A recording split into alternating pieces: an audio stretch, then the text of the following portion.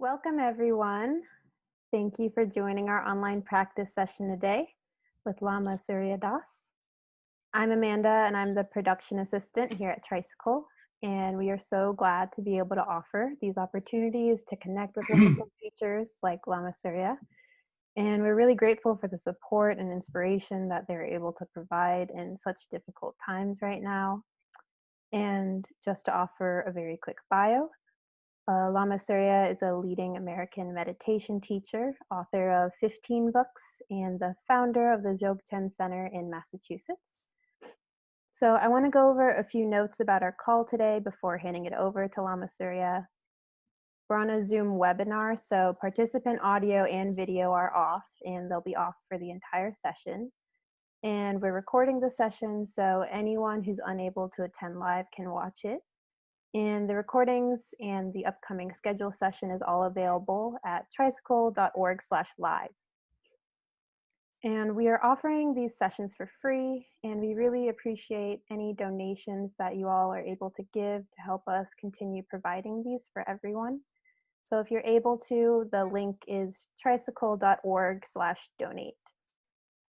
And then we will have some time for Q&A at the end of the call. So you can post your questions in the Q&A panel that you should see below your video screen. And we'll try and get to as many questions as possible towards the end of the call, which should go on for about an hour. And that's all from me. So now I'll hand it over to Lama Surya. Thank you very much. And good evening, everybody. Yes, these are difficult times, but how wonderful it is to get together like this tonight. Or maybe it's not tonight, wherever your time zone is. But time and space are so relative, as we see now in the high-tech era. So I bow to each of you, and I bow to the Buddha, the Buddhanist, the divine, the light, the goddess in your own seat. Don't overlook her.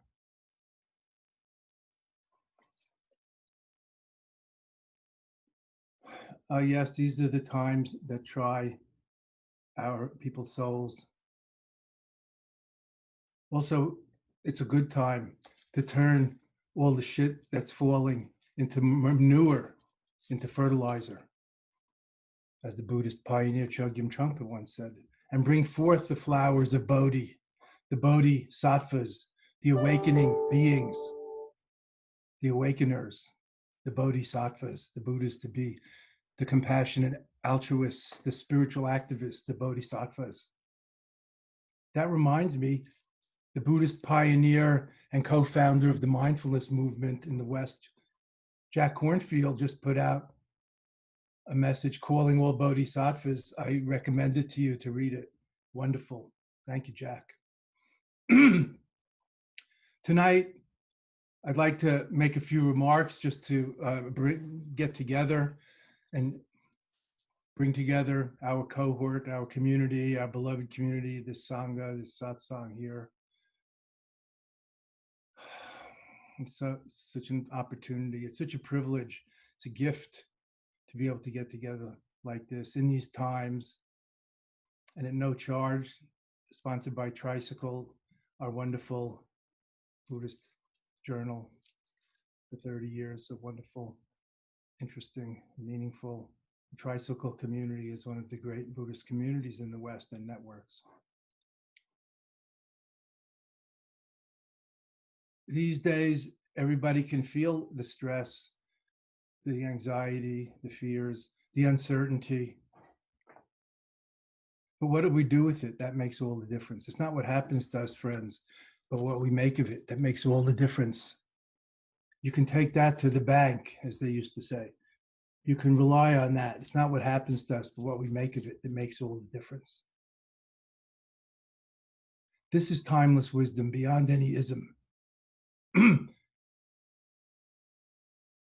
Whatever hand we're dealt, it still depends on how we play it.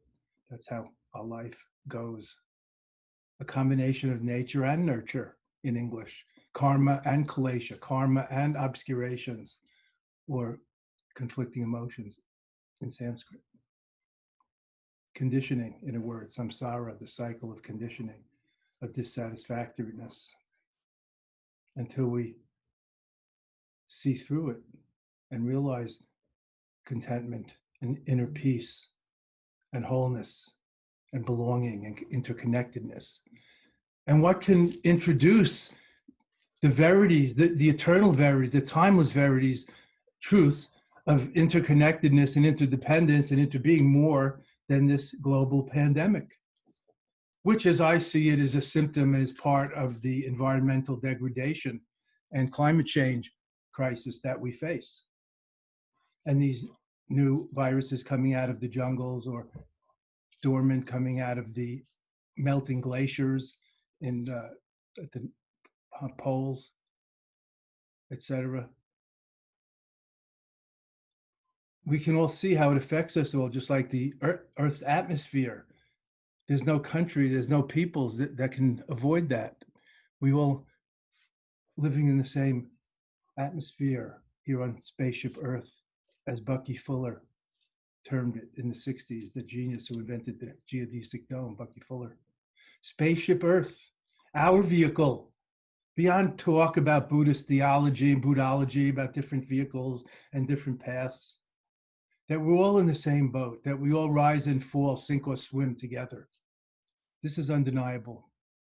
Just look and see for yourself. And not everybody thinks this way, but I believe this to be true. And I'm pretty skeptical. I'm a New York motor mind and motor mouth, skeptical.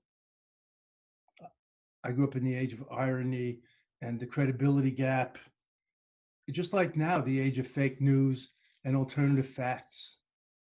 Oh, don't get me started on that. So what are we going to do with all this stress and tension? Not to mention the dangers that this pandemic poses to the whole globe and to our society, economically, physically, mentally.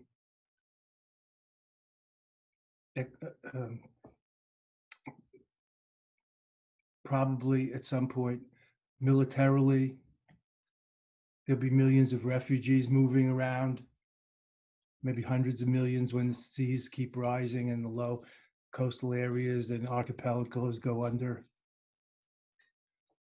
So now it's incumbent upon us all to join together in doing the best we can to follow the guidelines that are given to us from the experts, from the scientists, from our, quote, leaders. And I don't want to, focus on that issue too much of leadership.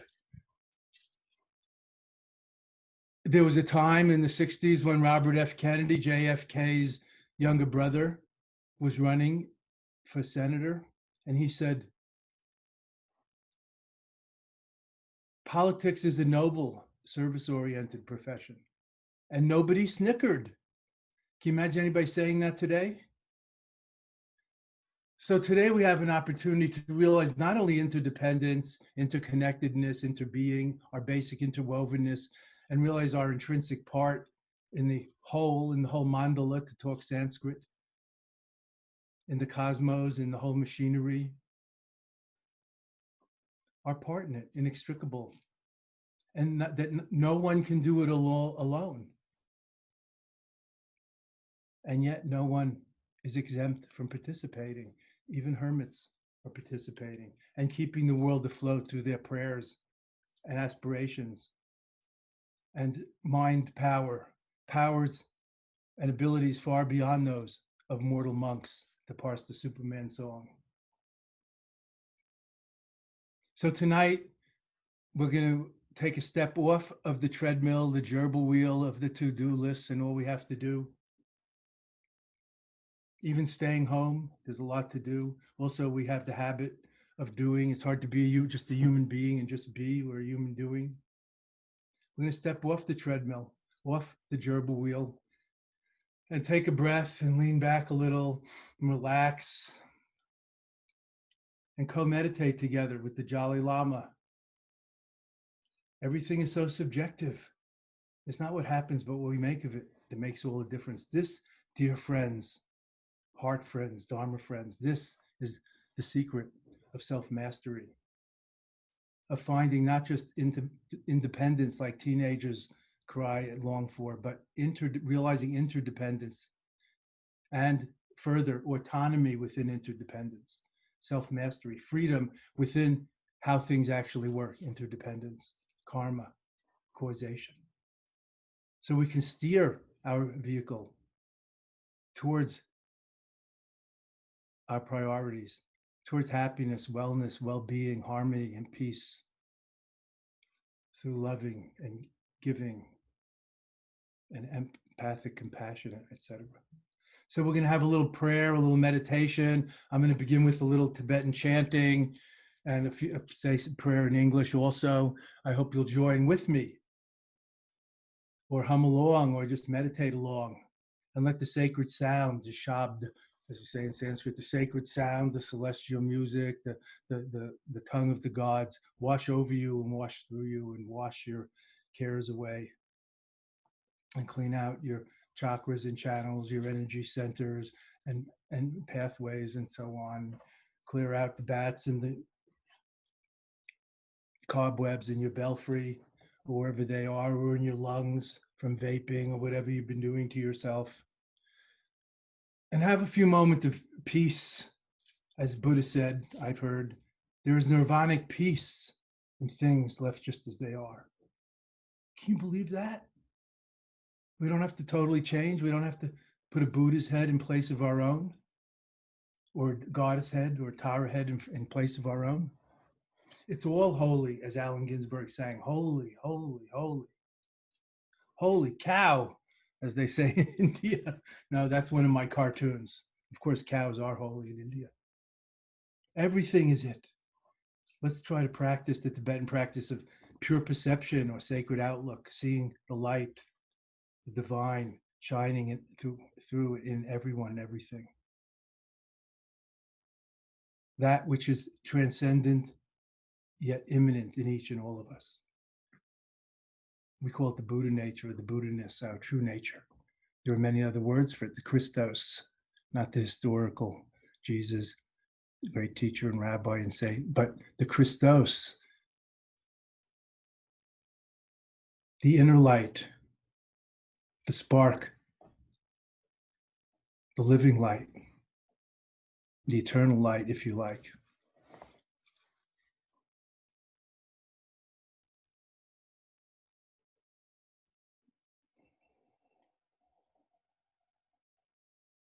This is a time where we're asked to stay at home, and some of us have essential services we have to perform, I know, and let's keep that in mind and pray for and include today the health workers, the first responders, and the truck drivers that keep our supply chain moving on the highways, the fire people, and so forth. And the rest of us staying home, this is an opportunity to step back and spend quality time with family and, quote, homeschool the children and be together and stay informed, but don't become a news junkie. This is a good time to make what the mystics call the backward step and think before you react and breathe and feel before you react to outside stimuli. Bring the wedge of mindfulness in between the stimulus and the reflex reaction. This is the secret of mindful anger management, mindful emotional regulation, for example. Bring the wedge of mindfulness in between that little space between the stimulus and the knee-jerk reflexive reaction. So we can consider how, when, and if to respond, not just to blindly react. Mindful anger management. Mindfulness is not a panacea, as some might see it, but awareness is all in Buddhism. Awareness with a capital A is the higher power, the inner power in Buddhism. That's what we take refuge in. And it's within each of us and all of us, and all beings, not just human beings. So let's do what we can to protect ourselves and each other and take care of our precious beings and our loved ones, and by extension, and concentric circles all around us and reaching out and including the whole world and all the beings cohabitating on it. It's now or never, as always. It's not worse now than it's ever been before. There have been plagues and pandemics. There have been hordes conquering countries and halves of continents and slaying millions of people. The wheel of cyclic existence or conditioning goes round and round. Let's center ourselves in the unmoving axis at the center of the turning wheel. Come home to ourselves. So take a breath and breathe out.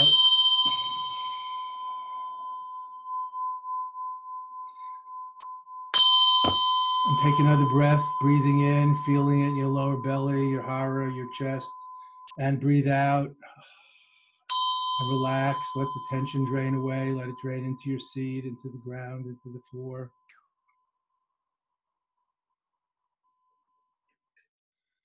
Come home to yourself, gather in, collect. Mindfulness in the original languages, Drempa, Smriti, Sati means also recollectedness. Recollect your scattered energies in the here and now. Be a living Buddha, not a dissociated Buddha. American Buddhists awaken.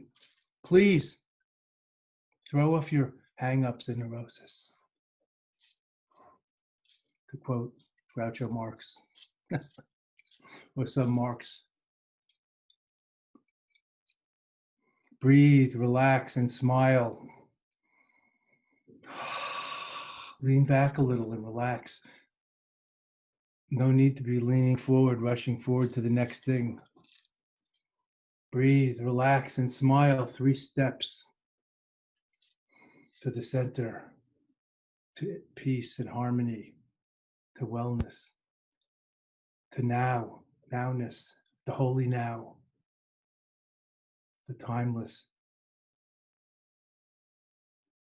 moment, the holy now. As we say in Tibetan, in the great perfection, the Dzogchen tradition, nowness awareness is the true, authentic, unfabricated Buddha within. Tatai Shepa Rigpa Soma Jempa, Tujum Rinpoche always used to say, the great Dzogchen master. Nowness awareness is the authentic, unfabricated Buddha within.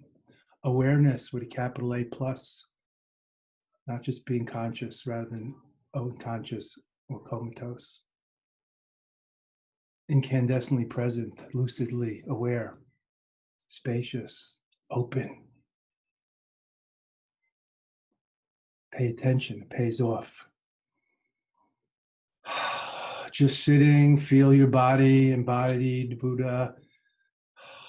Just sitting, Namanikaya. Natural body is Buddha's body. Just sitting, relaxing. And second, just breathing, natural flow. Let it go. Natural energy, Buddha's energy and breath, natural flow, let it go.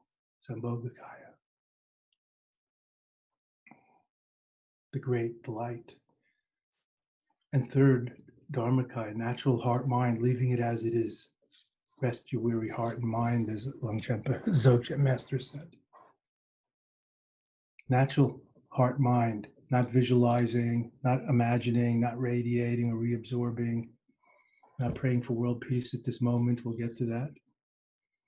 Just sitting, just breathing, just being, co-meditating, intermeditating, interbeing together, friends, right now. Rebalancing the disharmonies in this world. Coming home to ourselves, to the here and now. This breath, only breath. This moment, only moment. Just sitting, just breathing, just being. These are the 3 pillars of natural meditation or open awareness meditation. Openness, inclusiveness, friendliness, openness to everything, whatever appears and arises, and watching it come and go. Letting go. That's the secret, friends. not suppressing or indulging and getting carried away in chains of discursive thinking. Letting go means letting come and go, letting be. That's the secret. As it is the Dzogchen slogan. Leave it as is and rest your weary heart and mind. So I say, at ease, as it is. Natural body, natural breath and energy, natural heart, mind. Leave it as it is for now. And simply aware of the flotsam and jetsam going by on the stream of consciousness. Just letting go the ripples and the waves in the sea of awareness. See? And tune into the totality, the bigger picture. Just resting in the center, what the ancient Chinese philosopher Chang's called the origin of all things. I love that. Just resting in the origin of all things. Sitting on your Buddha seat. Assume your Buddha seat, friends. Who do you think you're not? It's Buddha's all the way down. Oh.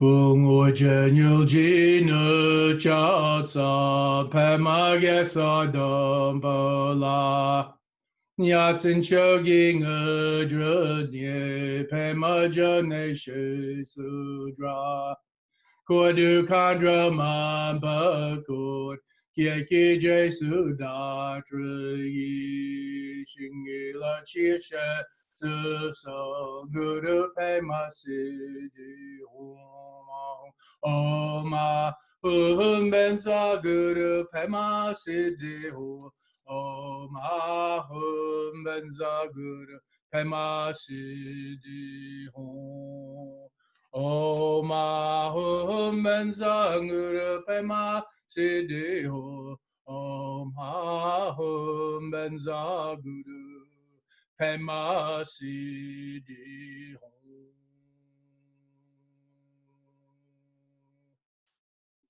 May the Buddha's blessings ever awaken and illumine our good minds. May the Enlightened One's blessing and inspiration ever unfold in our good hearts. May the inconceivable blessing of awakening itself, awakefulness itself, dispel the momentary illusion we've ever been separate, incomplete, inadequate, or apart. Homage to the Buddha, the light, the divine in your seat. Don't overlook it.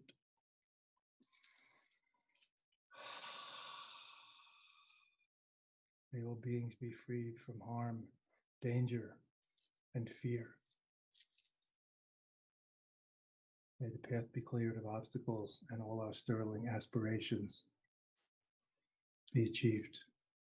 And may we all together be purified, transformed, transmuting the base metal of human nature into the platinum of Buddha nature. Transmuting. That's the Vajra way. Not getting from here to there, like the gradual path, but from here to totally here, the direct path, direct access. Awakefulness now. May it be so. From these lips to Buddha's ears. Imho, wonderful, wondrous, amazing. Eureka, yes. Just sitting, just breathing, just being aware. Natural meditation. Buddhist way. Just being, nothing more to do, remember, figure out, or achieve. Leave it as it is. Letting go, letting come and go, letting be. Simply seeing through or recognizing, and third, allowing or releasing. Seeing, recognizing, allowing, releasing. That's the natural way of the natural great perfection. How sweet it is. All Buddhas by nature. We only have to recognize and realize who and what we are. Imaho, Eureka, wondrous. Thank you. Yes. This breath, only breath, this moment, only moment.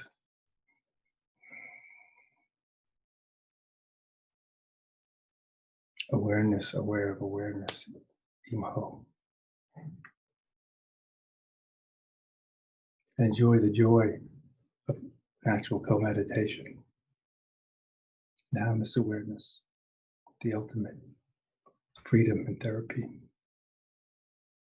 beyond past and future, even beyond present, the timeless time, the holy now, Imaho.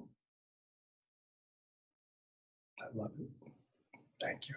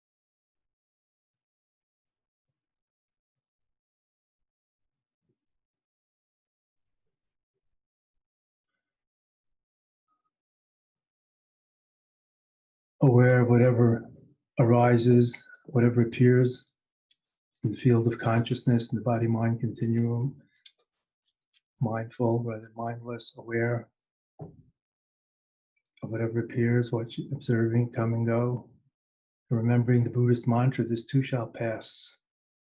The microcosmic mini events of body and mind, the phenomena and the noumena that we experience, as well as the bigger cycles of collective karma like pandemics, like weather, like climate change, like overpopulation, etc. This too shall pass. And we have a part in that, O Bodhisattvas. For now, just resting at the origin of all things, free and easy. So when it's time to act according to what's needed, we're free and uninhibited to spontaneously liberating selfless Buddha activities.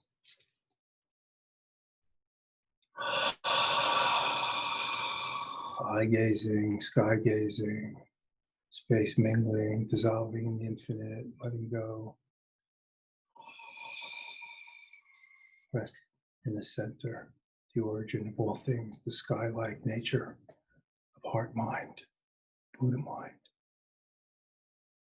Right now, this is it. Imaho. Wondrous, amazing, yeah. And enjoy the joy of natural unmeditation, undoing the habit of overdoing. Pure, unadulterated awareness, incandescent presence. Awaring, presencing, enjoying the only show, the best show in town. Imaho.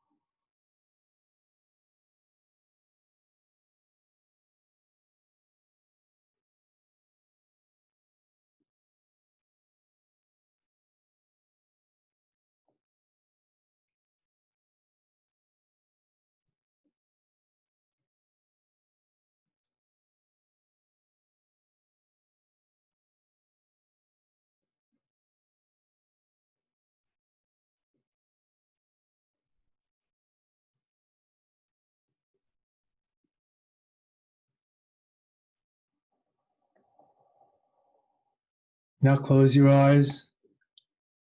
Maybe they were closed already, as you like. And gaze into the sky-like inner clear light, the inner incandescence behind your eyelids. You might think it's dark, but really look and you see the fulminating iridescence, the evanescence, little changes, the black light, as they say, like deep space, not just the blue sky, but the deep space, infinite. Just gaze into that. Breathe out into it. Breathe in out of it. Focus on it. Concentrate on the inner light, the clear light. And go into it. Breathe out into it. Focus on and concentrate on it.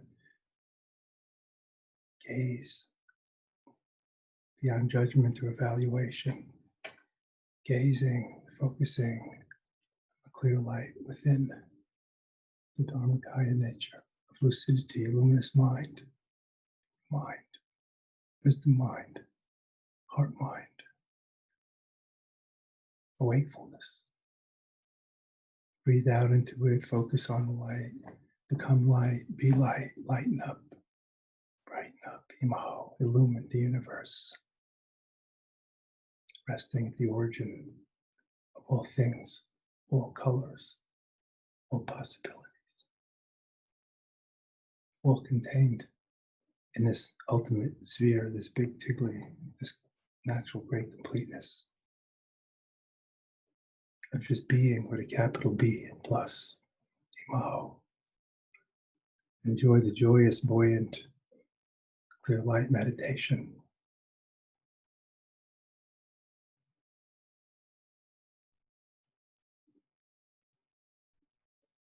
The less there is of me or I, the more room there is for it, for other, for thou.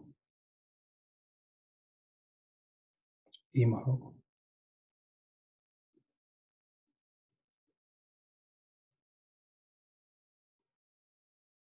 Buddha, contemplating Buddha in the mirror, the clear light of the mind. Imahu.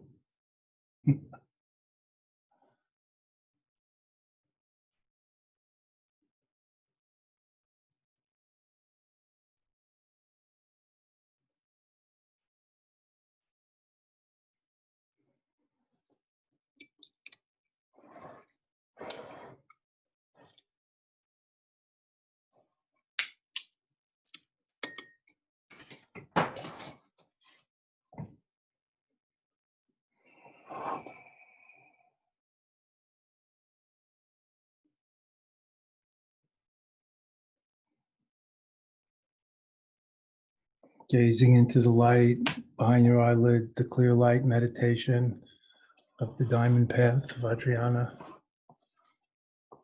Going into it as if you're sky gazing with eyes open, but into the inner. If we can't go out these days, we can go in until we see through the difference between outer and inner and all such dualities and polarities. Realizing the inseparability of us, of oneself, others, oneself, and everything. Imaho.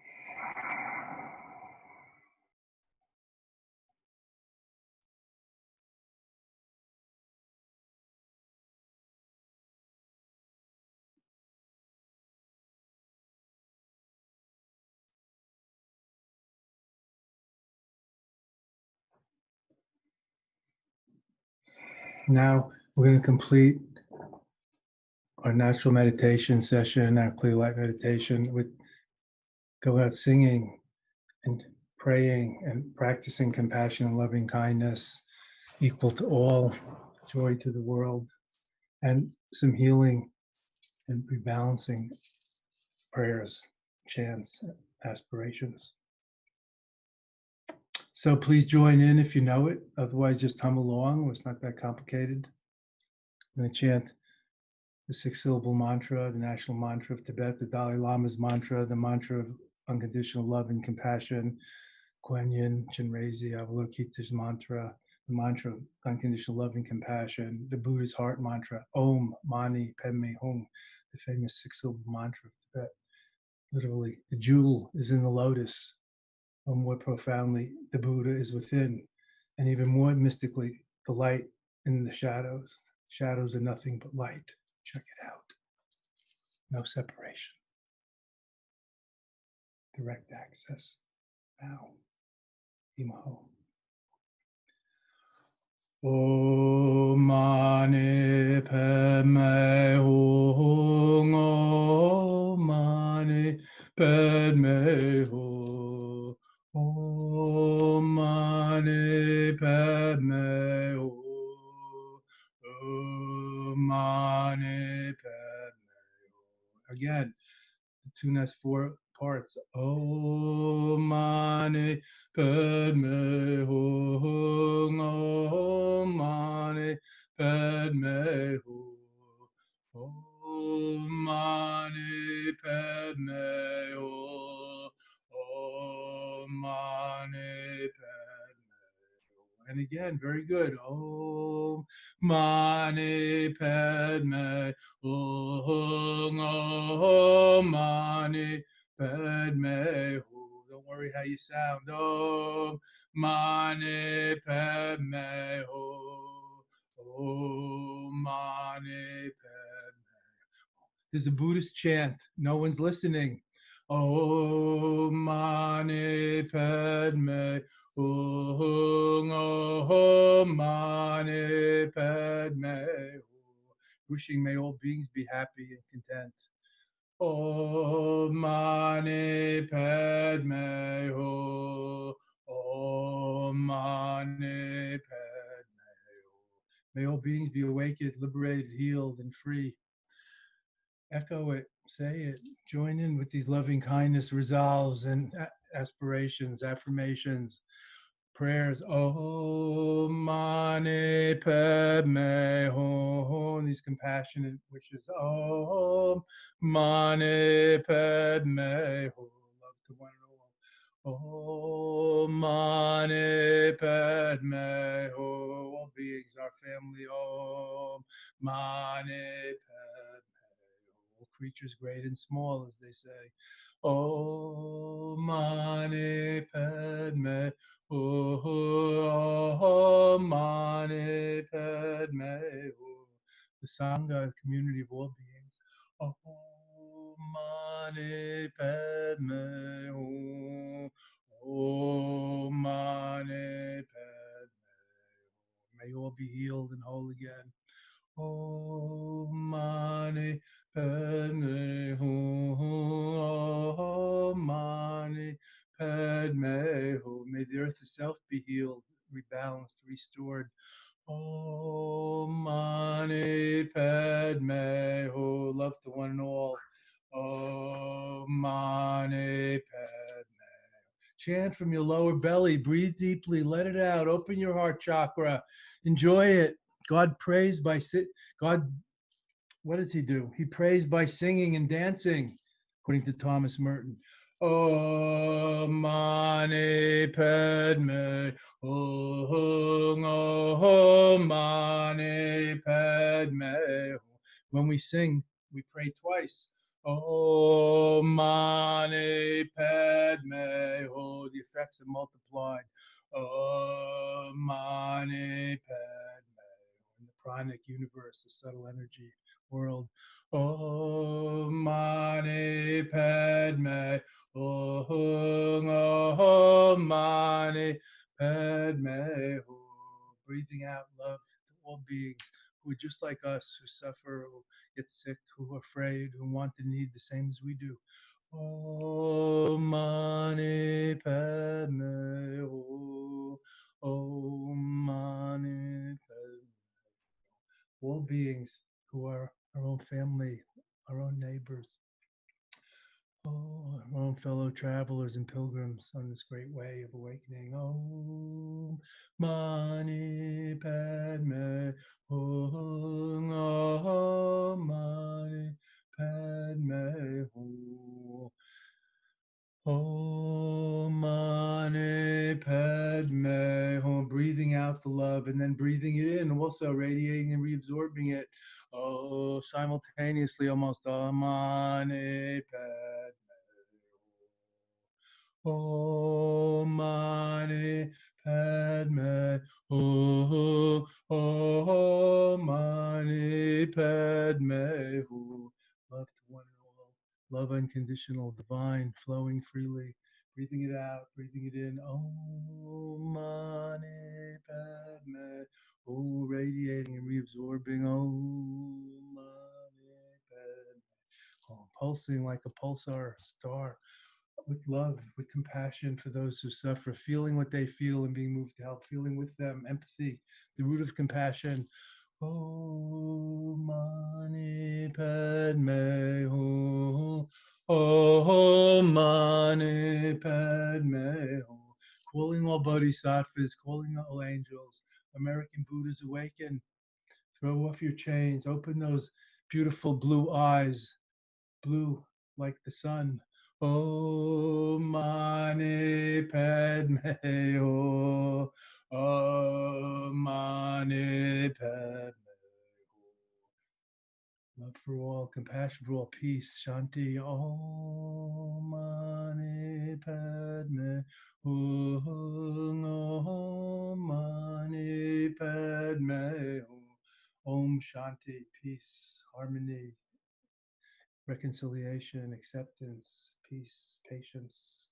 Om Mani Padme Hum. Cultivating, inculcating it, modeling it for our youngins. Om Mani Padme Hum. Om Mani Padme Hum.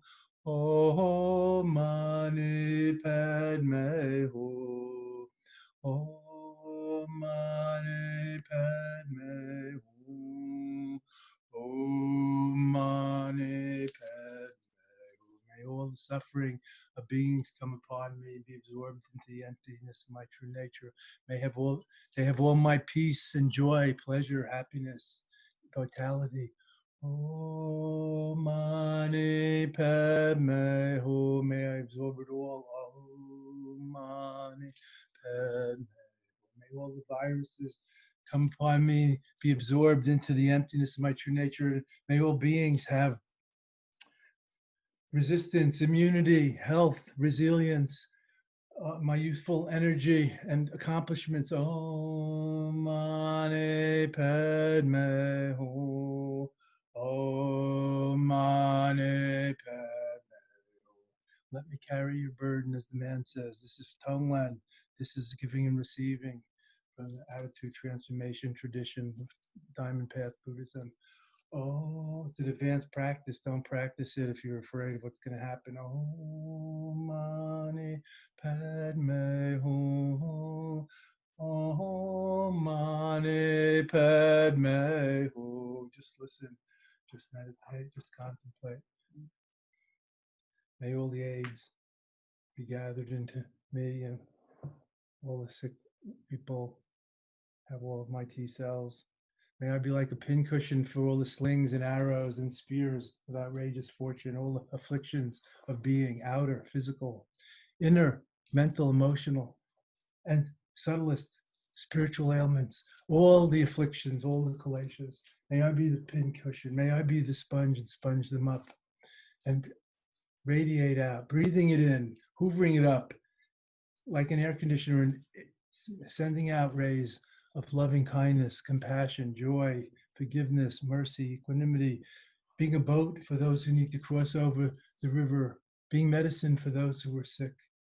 May I be a light in the darkness, a cool breeze for those who are overheated, water for the thirsty, rain for the crops,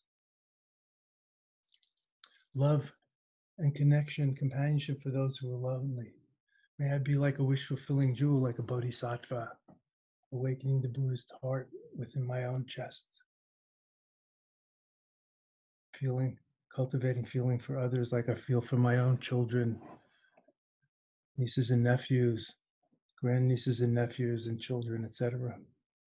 And my own gurus, so kind and gracious, and my own mentors and teachers and my dear friends, male, female, and otherwise, and especially pets and animals. Om Mani Padme Hum. May I hoover up all their afflictions, absorb it all. Om Mani Padme. Just let it all dissolve into the emptiness of my true nature. May I breathe out light and love. May they grow and glow and be nurtured and protected and happy and secure in every way. Om Mani Padme Hum. Om Mani Padme Hum. All together now. Om Mani Padme Hum. Om Mani Padme Hum. Oh yeah. Om Mani Padme Hum. Thank you. Om Mani Padme Hum. Om Mani Padme Hum. Om Mani Padme Hum. Joy to the world, peace, harmony, love. Om Mani Padme Hum. Om Mani Padme. Gently, softly. Om Mani Padme Hum. Om Mani Padme Hum. Melting, dissolving. Letting go, decontracting totally. Om Mani Padme Hum. Om Mani Padme.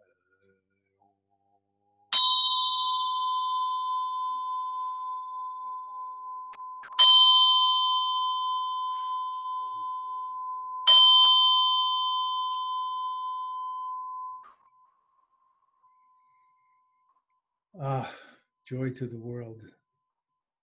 May all beings everywhere, with whom we are inseparably interconnected and interdependent into being, and who want and need, same as we do, who suffer and are fearful and anxious and stressed for ourselves and our loved ones these days.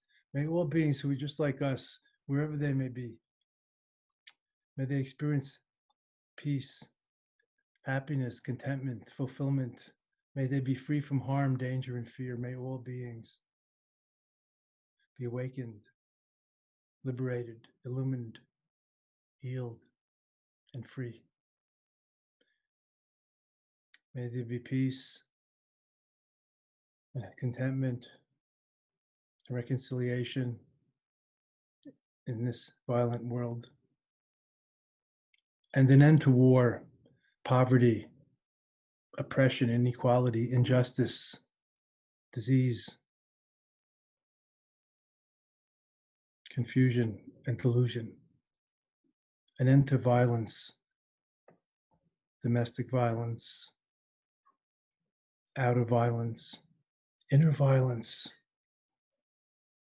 giving into the inner tyrant or the harsh critic that we hear in our own head. Peace, Shanti, and may we all together complete the spiritual journey. Like Ramdas says, walking each other home, resting at the origin of all things. As I say, being there while getting there, every single step of the way, not waiting for a pot of gold at the end of the rainbow, illusory pot of gold. The rainbow way is it. The rainbow is a circle. There's no end. if seen from above, the bigger picture, the view from above. That's it. Do you hear this bell? That's it. That's awareness itself. Hearing, seeing, the six senses left in their natural state or natural way is the way of the natural great perfection, as the Master Longchenpa sang. Imaho. Love to one and all.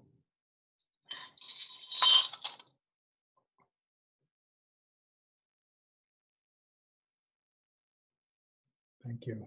I bow to the Buddha-ness, the light, the divine in your seat. Don't overlook her. Assume your Buddha seat. We're all Buddhas, not Buddhists, God forbid. We're all Buddhas by nature. We only have to recognize who and what we truly are. As it says in the Laughing Diamond Tantra, the Hevajra Tantra, and my late great teacher, Kala Rinpoche, always used to quote. So who do you think you're not?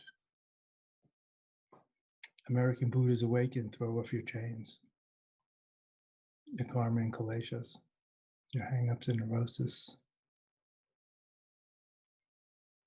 Let's continue walking this path together. Even His Holiness the Dalai Lama, the 14th Dalai Lama of Tibet, a lifelong monk, says, no one can do it alone. We need each other to open our hearts, not just to illumine our minds.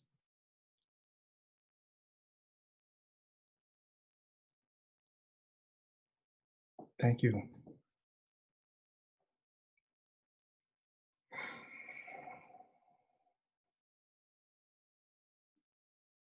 There's nothing like practicing together and awakening in the spirit.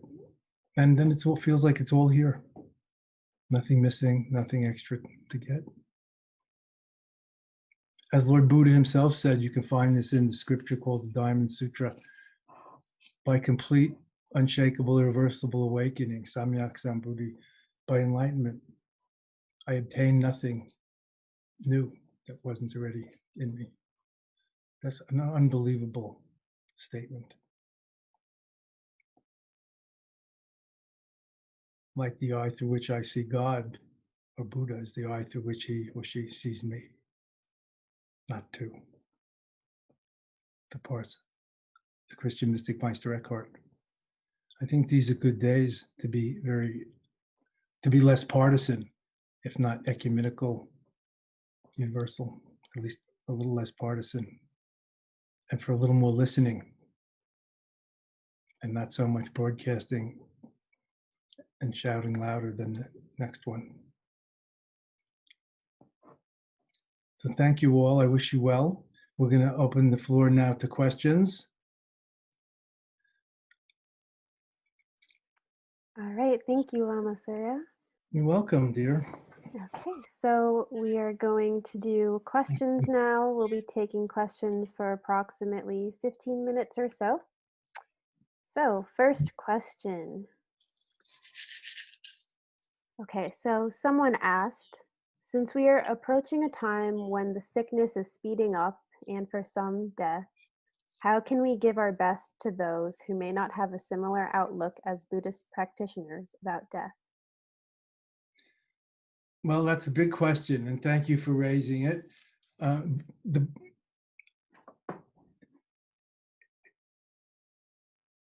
It's hard to say in the abstract, like how you, who I'm talking to, who I don't know or see, should talk to another person. It's like we're having therapy here. I'm not having therapy with your mate that you're telling me about. So use I statements and like, what's your question? But you're thinking about how you can talk to them or relate to them. And I think that's a lifelong question, isn't it? That's not something simple or that just has to do with the virus time or the state of emergency. As Zen Master Suzuki Roshi said, maybe one in the family is enough. And everybody in the room went, a huge sigh of relief. You know what I'm saying? You don't have to proselytize and missionaryize. Now, if one is insecure and wants agreement from others, that's a different matter. That's something else to inquire into or reflect upon and consider. Maybe do something about recondition and decondition that insecurity. But in general, I don't have any problem relating to all kinds of people, even like when I'm on panels with some dogmatic Bible thumpers in the Bible Belt and down south or in the Middle Atlantic states, and they say they're going to pray for my eternal eternal soul. The ministers say, trying to be kind, they're going to pray for my eternal soul, not to go to hell, because I don't, follow their Jesus way or something. Well, that's very nice. Thank you. I accept all prayers. You see what I'm saying? So spirituality is very personal. I don't think there's just one Buddhism or one outlook or one view that I could recommend that you share with them. I think that your natural good heart and original goodness, the more you cultivate that, the more the flowers of goodness, of bodhi, of awakening, of empathy and sympathy, start helping resonate together with others and not get hung up in squabbles or proving anything. Death, people who are dying, I've sat with a lot of people in my role as Lama. People ask me to help them die or go more consciously and even afterwards. And I've found, even if they're reading the huge tome, the Tibetan Book of the Dead, the best thing you can do for them is just be there for them and not for you. That's like a basic equation. Just like with babies and children, you have to be there for them more than for you. They're the ones in duress. They're the ones at that crucial turning point that we call death. They're probably suffering. They're weak. We're strong. So we could just be there for them. And then if you really check your motivation and intention, and it's more aligned in that way, then whatever you do or respond to will probably be more communicative or resonate better with them, and even without words. Buddha himself said that death was the greatest meditation. He put it in his colloquial way of ancient India. I'm sure you're all familiar with these kind of animals and images, so no need to worry too much about this translation of the concepts. He said, just like the footprint of the elephant is the largest in the jungle, the contemplation of death and impermanence, or our own mortality, is the greatest meditation, the most important life-transforming meditation. So I think that says a lot.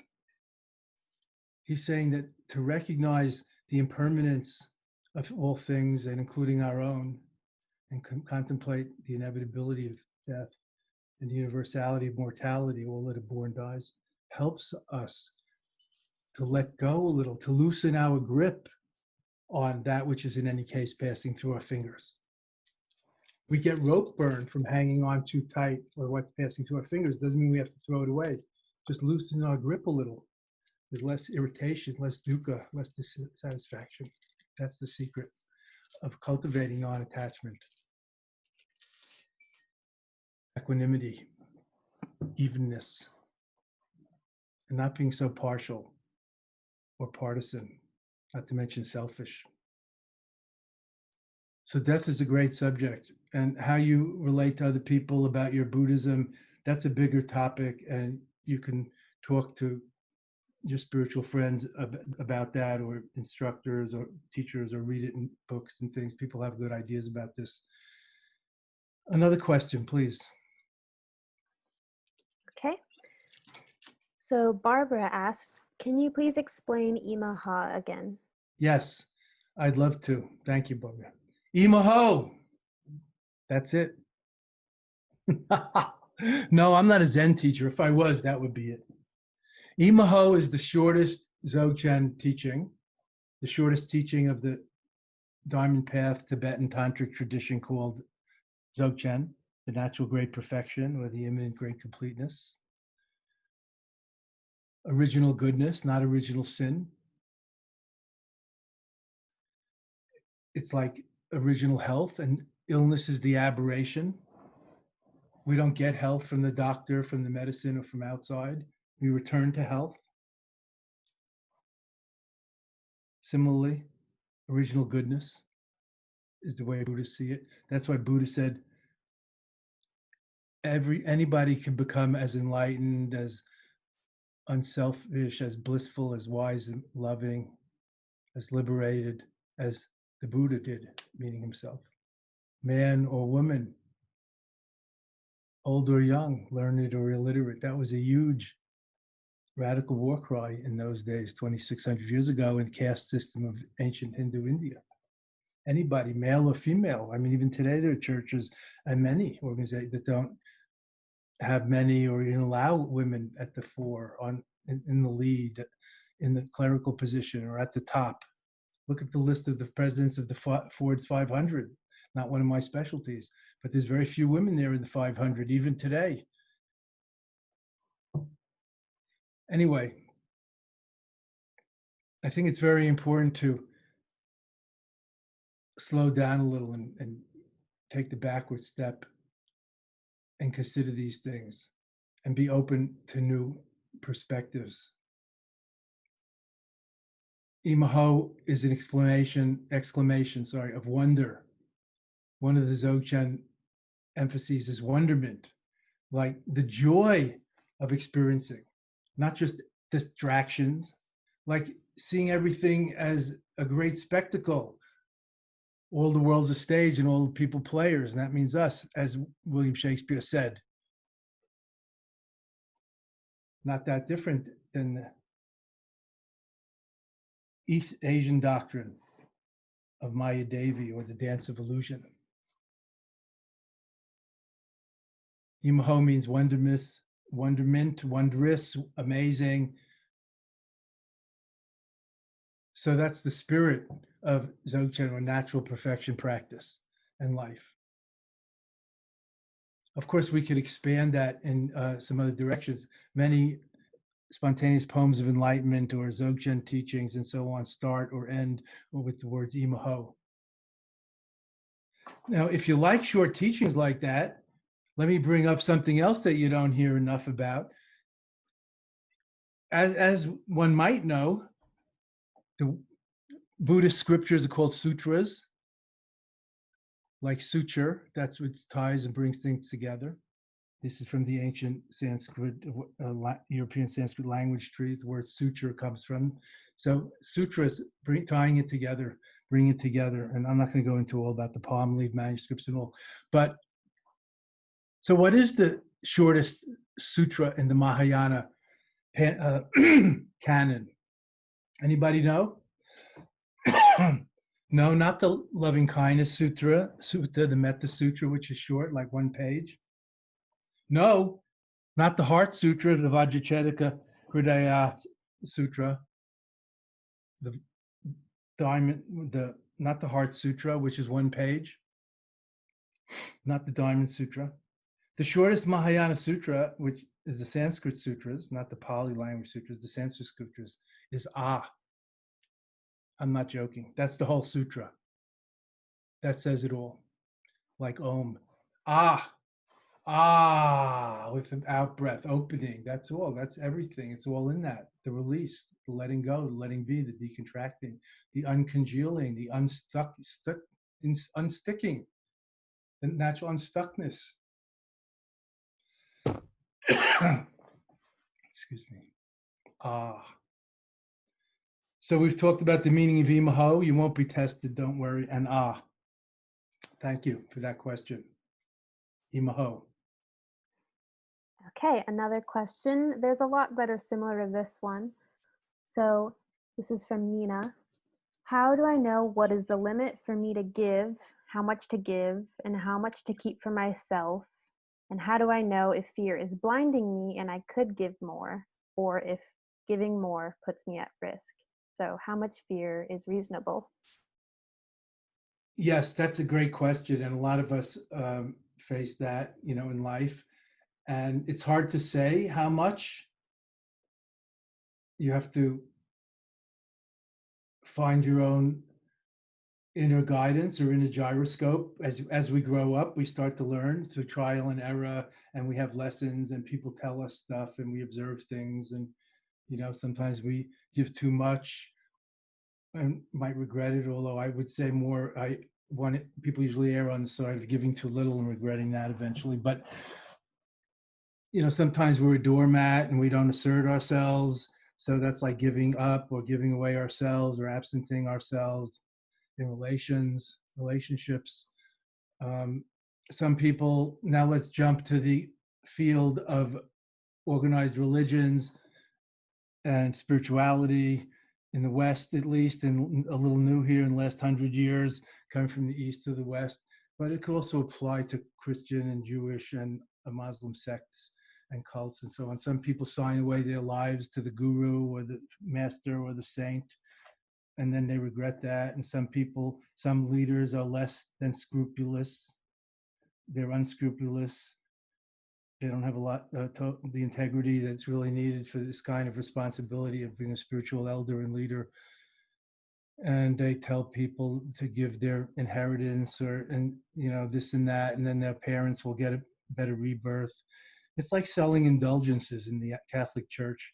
This is not recommendable, as my Lama used to say in his excellent English, not recommendable. So it's hard to say exactly, and I don't know how old you are.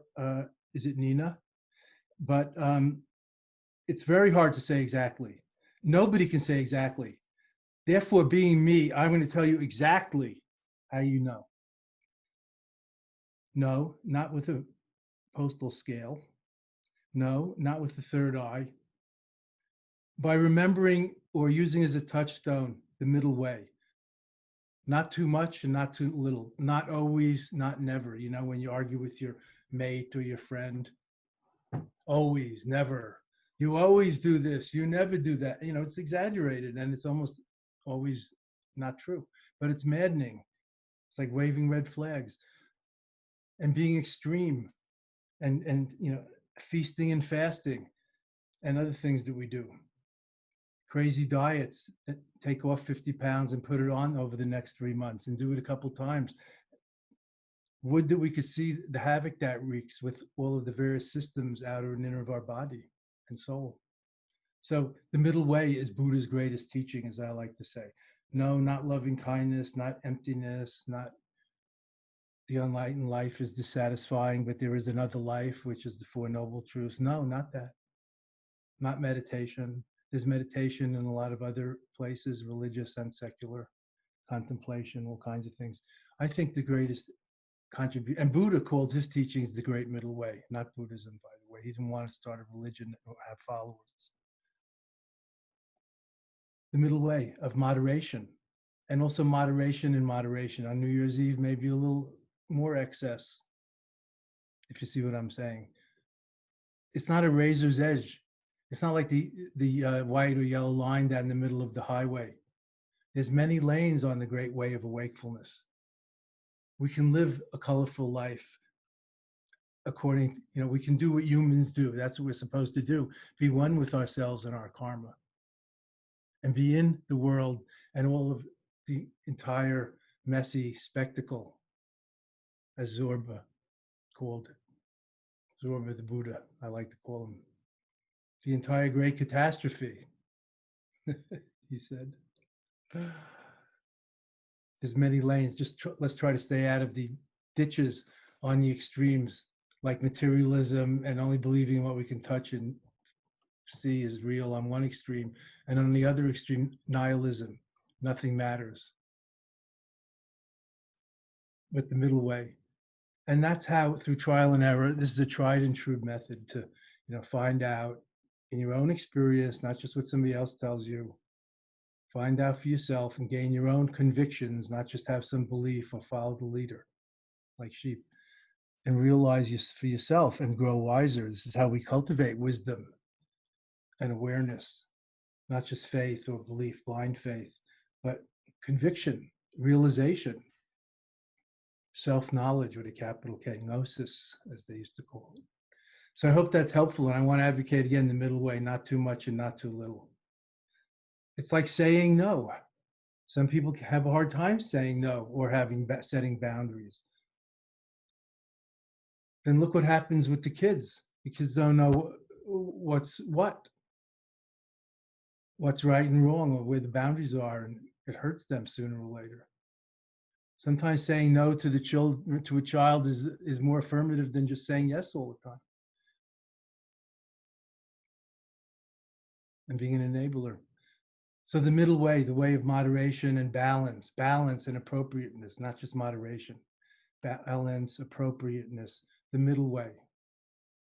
Not just trying to leap from peak to peak, but actually doing the work, covering the territory, making the journey, the wonderful, great spiritual journey that we're all on together, as well as being there while getting there, not waiting, being right here totally while getting there every single step of the way. Thank you. Do we have more questions? I'm sure we do. We always do. I do. Yeah. So we only have time for, I think, one more question, but I'll ask one that a lot of people... Make it a doozy. Ah! I have one that a lot of people are asking. So this one's from Anne. What is a positive affirmation that I can do daily to stay calm and relaxed?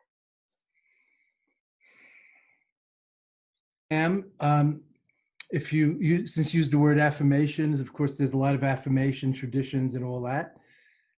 And we don't use that word that much.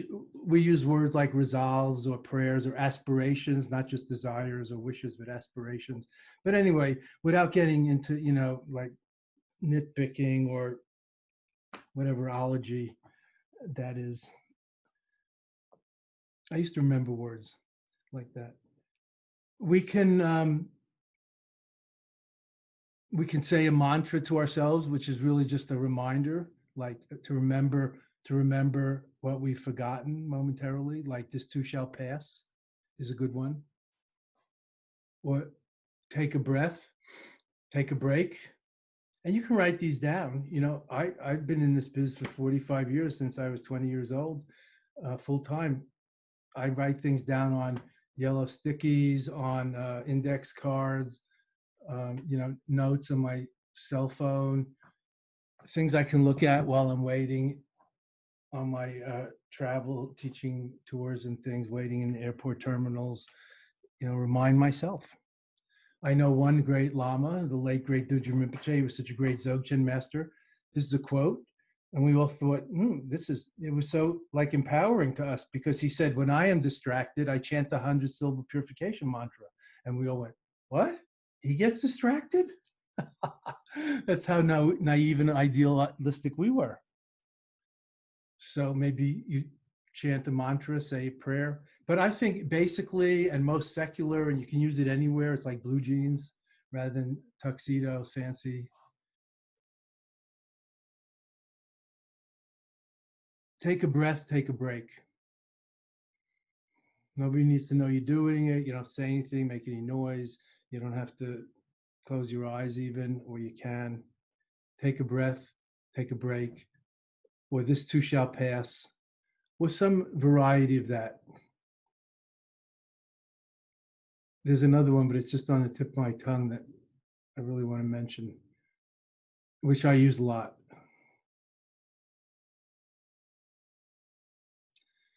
I can't remember what tradition it comes from. I used to remember these things. I think I have concussionitis from hitting my head against low ceilings in Asia for all those years, besides football, basketball, and soccer and hockey in my youth. Be still and know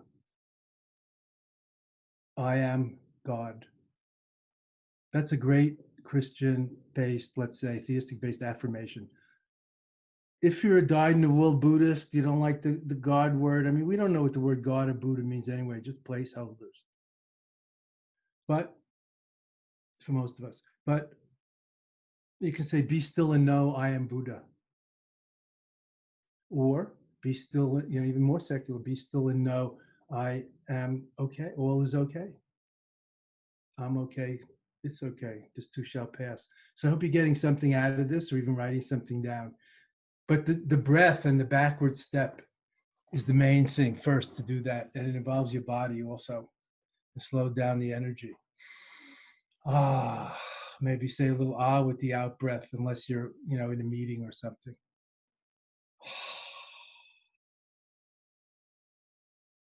So I hope that's calming and helpful. And we certainly need that these days. We all do. I do too.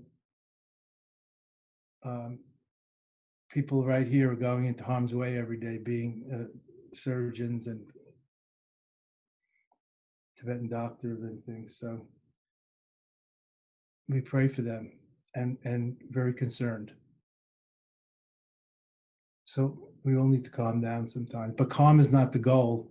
Life is much richer than that. Dancing with life doesn't just mean dancing calmly all the time. Sometimes you really let it go. Just really let it go. If you have time, 3 breaths is recommendable. 3 breaths. And remember what can never be forgotten, what's always present, what's ever present, and find refuge, a safe port in the storm, the eye of the cyclone, however you think about it. Rest at the origin of all things. Come to your center. In this kind of practice, naturalness is the way. Not trying to change everyone and everything. Acceptance has its own transformative magic, friends. Just think about how a little acceptance, if you could accept your mate a little more, how it could transform your relationship. Acceptance doesn't mean just passivity or complacence. This pandemic too shall pass, and there may be others.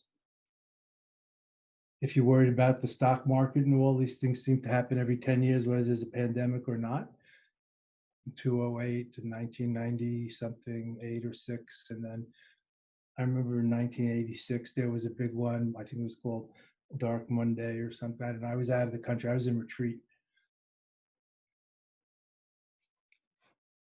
Not to mention the Great Depression of the 30s and other booms and busts. This too shall pass, and our life too shall pass. I was always one of the youngest ones on my sports teams in my class. I was pushed ahead. And in India, I went to India when I was 20, overland, and I was there with all my friends who've been dying lately, like Rob Das and other people. I was always the youngest, one of the youngest. And now I've become one of the oldest. How did this happen? What's wrong with this picture? I say to the mirror every morning. But I know I'll get used to it eventually.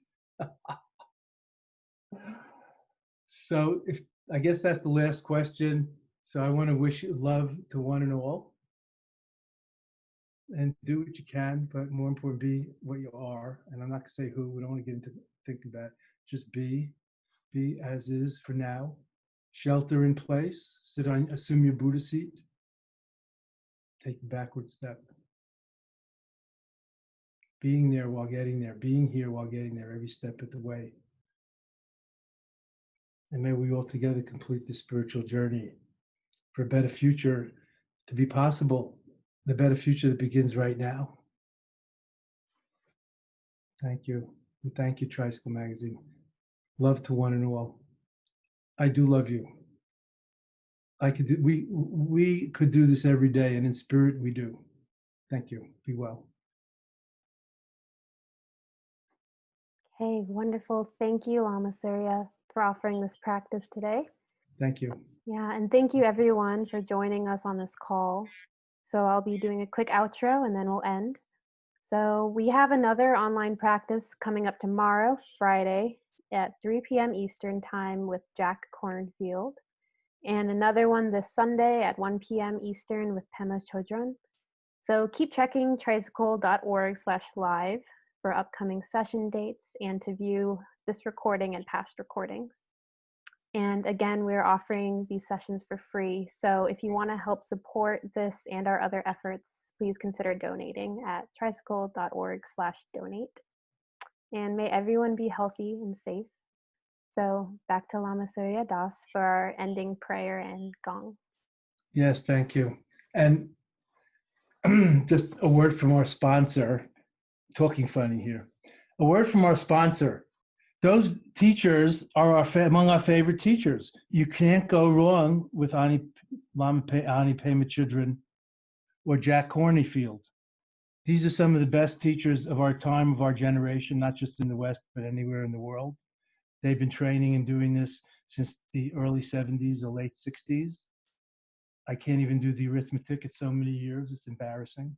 And I know them both personally over many years. They're both very wonderful teachers, more importantly, mensches and people. Of course, wonderful teachers, practitioners, bodhisattvas, who think of liberating others, not just one's own self-growth or self-development. Buddhism is not self-help. There's no self anyway, and it can't be helped. These are some of our greatest teachers. And it's free. So tune in. Help, as Buddha said, "Ehi passako," come and see. As we say in American, help yourself. Jancho Sancho Rinpoche Makye Pana Kye Gyochi Nye Pa Nyampa Me Pa Yon Kane Kanu Pelwa Show. This is one of His Holiness the Dalai Lama's favorite prayers that he always uses in public. Where the lamp of enlightenment has not been lit, may it be lit, may it be ignited, may it illumine. And where it has been lit, may it blaze up, may our practice fan those flames, may it warm and illumine and guide all beings and awaken the entire universe.